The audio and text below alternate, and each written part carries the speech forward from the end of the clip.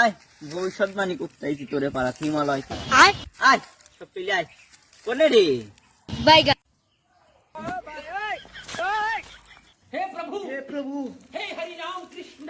বাইগা বিশাল জিনিস রে, খাস না। তুই যে কোটিপতি মানুষ রে, তোর বাড়ি ঘর তারপর টাকা পয়সা সব আসবে, তুই একদিন প্রধানমন্ত্রী হবো এই দেশে, হিসাব করা যায়। আয়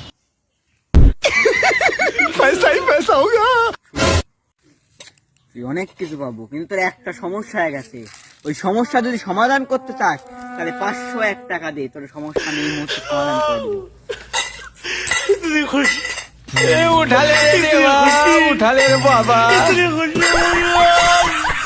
আরে সাধু বাবা, আমি তো আপনাদের টাকার জন্য আইছি। আপনি ওই সব টাকার মধ্যে থেকে নারী গাড়ি প্রধানমন্ত্রী থেকে সব টাকা 1000 টাকা রাখবেন, রাখি যে কয় টাকা সব আমাকে দেন।